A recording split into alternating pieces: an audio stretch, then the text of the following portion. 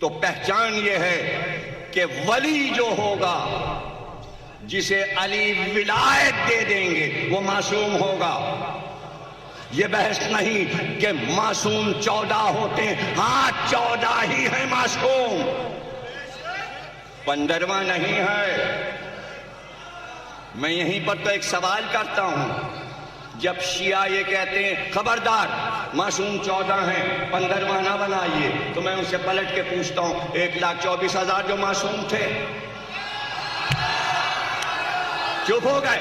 ارے آدم معصوم، نوح معصوم، ابراہیم معصوم، موسیٰ معصوم، عیسیٰ معصوم، یحییٰ، زکریا، داؤد، سلیمان، شعیب، سب معصوم ہیں کہ نہیں؟ تو پھر 14 معصوم کیا؟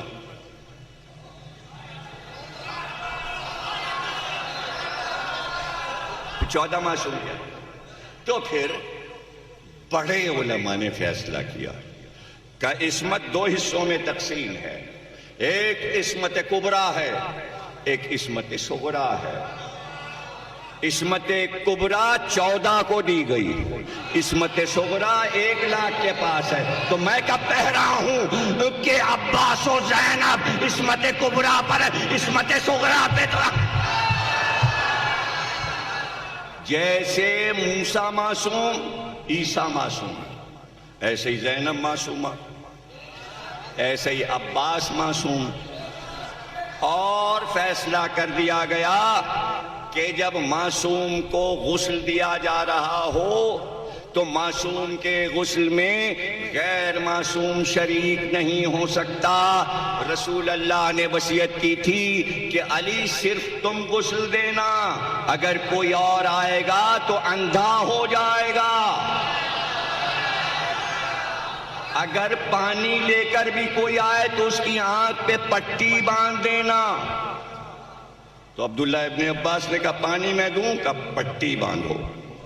لیکن جب علی کا غسل ہونے لگا، حسن اور حسین اندر پہنچے تو دروازہ کھول کر آواز دی عباس اندر آؤ.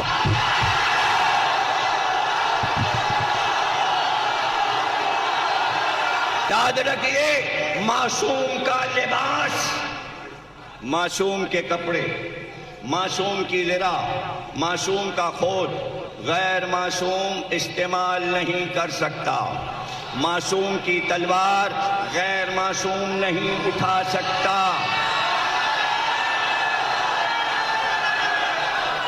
ایک دن اپنی وفات سے کچھ دن پہلے رسول اللہ مسجد میں تشریف فرما تھے.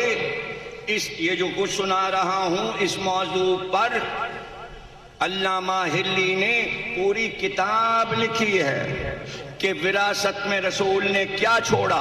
اس میں یہ علامہ ہلی نے بتایا کہ وراثت میں جو کچھ چھوڑا تھا رسول نے، وہ سب کچھ ایک دن مسجد میں طلب کیا اور گھر پر غلام کو بھیج کر کہا میرا سارا اثاثہ لاؤ، میری تلوار، میرا عصا، میرا تازیانہ، میرا لباس، میری مشق، میری عبا، میری قبا اور میرا ناقہ، میرا گھوڑا سب دروازے پر لاؤ، میری انگوٹھیاں، میری نالین، میرا امامہ. جب سارا سامان مسجد میں آ گیا اور سب نے دیکھا کہ یہ کل سامان رسول کا ہے تو ایک بار رسول نے آواز دی علی اٹھو اور یہ سب اپنے قبضے میں لے لو.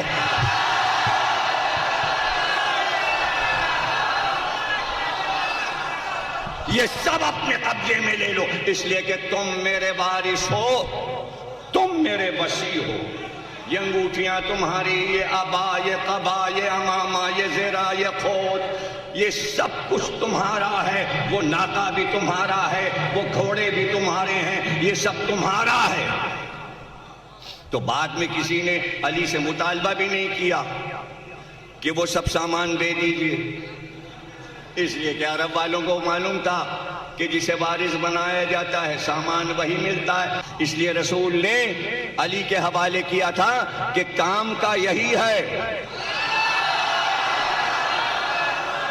کام کا یہی ہے. ارے کپڑوں کو چھوڑیے، وہ تو سب استنبول کے میوزیم میں لوگ زیارت کرتے ہیں. رسول کا کرتا، رسول کا امامہ میوزیم میں. ارے کشمیر میں تو ایک بال رکھا ہے جس کی درگاہ بنی ہوئی ہے.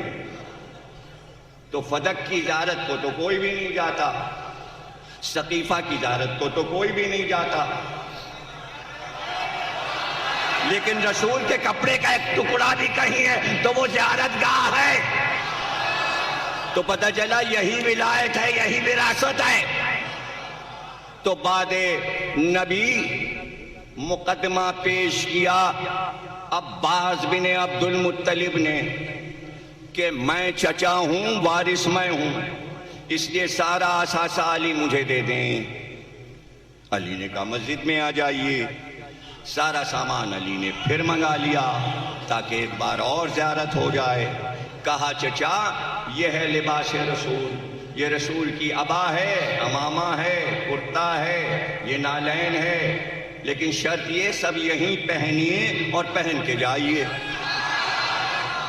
یہ زرہ پہنیے، یہ کھوس سر پہ رکھیے، اور یہ لیجئے تلوار ذوالفقار کمر میں لگائیے اور چلے جائیے. سامنے ذوالجناح کھڑا ہے، بیٹھیے اور گھر نکل جائیے. عباس بن عبد المطلب نے زرہ پہنی تو اٹھ نہ سکے، سر پہ امامہ رکھا تو ہل نہ سکے. وزن تھا رسالت کا. کہا آپ مجبور ہیں، لیجئے تلوار اٹھا لیجئے. اب جو دستہ ذوالفقار کا پکڑ کے اٹھایا تو تلوار پہاڑ بن گئی. کہا اچھا تو پھر ذوالجناح پہ چلے جائیے. ذوالجناح کے قریب پہنچے تو اب وہ گھوڑا نہ رہا، شیر بن گیا. واپس آ گئے اور پھر اس کے بعد رسول کا لباس علی نے پہنا. زرہ پہنی، کھود رکھا، ذوالفقار اٹھائی، کمر میں لگائی، گھوڑے کے قریب گئے، سوار ہوئے، گھوڑے کو کعبہ دیا، پھر واپس آ گئے، لباس اتار دیا اب اور قبا. اور پھر 7 سال کے بیٹے حسن سے کہا اب تم پہنو یہ لباس.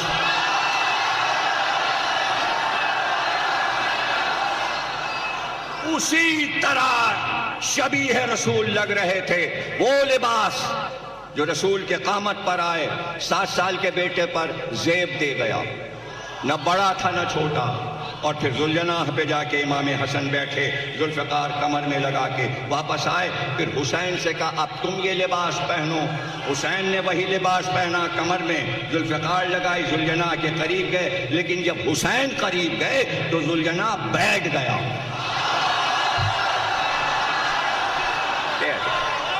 تاکہ حسین کو زحمت نہ ہو، اور کعبہ دے کر واپس لایا اور مسجد کے چبوترے کے پاس بیٹھ کر حسین کو اتار دیا.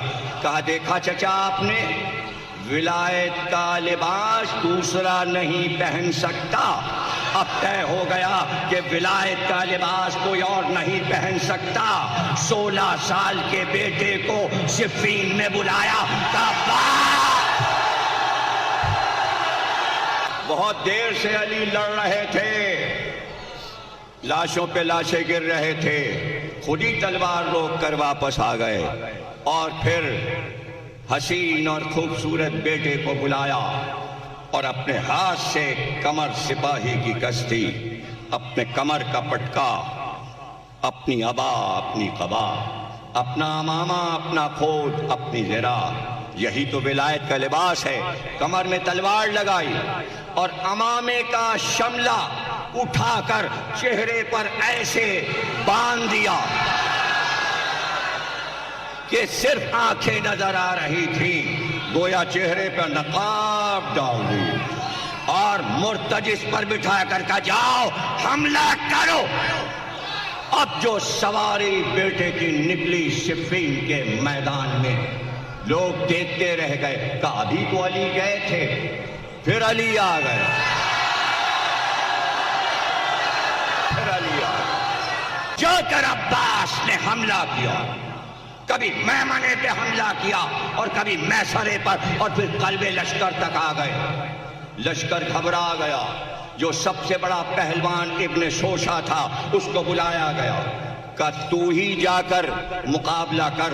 اس نے کہا میرے 7 بیٹے ہیں، میں اپنے بیٹوں میں سے کسی کو بھیجوں گا، وہ اس کا سر کاٹ لائے گا۔ ایک بیٹا، دوسرا بیٹا، تیسرا بیٹا، 7 بیٹوں کے سر عباس نے کاٹ کر لشکر کی طرف پھینک دیے۔ اب ابن شوشہ خود آیا اور مقابل آیا۔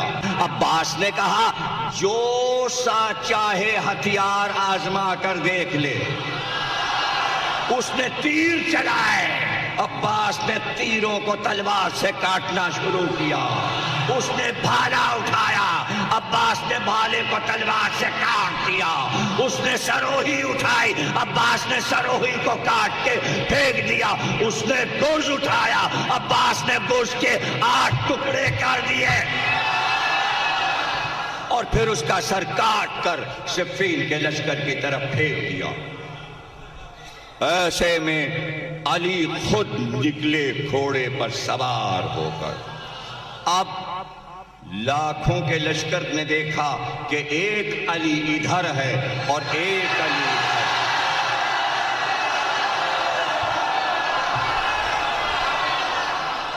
ایک علی ادھر ہے تو چاروں طرف پکار ہوئی، علی علی علی علی۔ عباس کے بیٹے نے دشمنوں سے علی علی علی علی کی صدا گونج رہی۔ یہ 2 علی آ گئے، قریب آئے، قریب آ کر ایک ہاتھ سے بازو تھاما اور دوسرے ہاتھ سے امامے کے شملے کو ہٹایا تو صفین کے میدان میں ایسا لگا 14ویں کا چاند طلوع ہوا۔ اور اس کے بعد انگلی اٹھا کر اشارہ کیا، ھذا قمر بنی ہاشم، ھذا قمر بنی ہاشم، یہ بنی ہاشم کا چاند ہے۔ یہی تو ولایت ہے، اس لیے کہ جب رسول نے غدیر میں علی کو بلند کیا تو انگلی سے اشارہ کر کے کہا تھا من کنت مولا ہو فھذا علی المولا۔ اب ولایت کی انگلی اشارہ کر رہی تھی، ھذا قمر بنی ہاشم۔ آج لوگ پوچھتے پھرتے ہیں کہ آپ زیارت پڑھتے ہوئے انگلی کیوں اٹھاتے ہیں؟ ارے جس کو نظر آئیں گے وہی تو اشارہ کر کے بتائے گا۔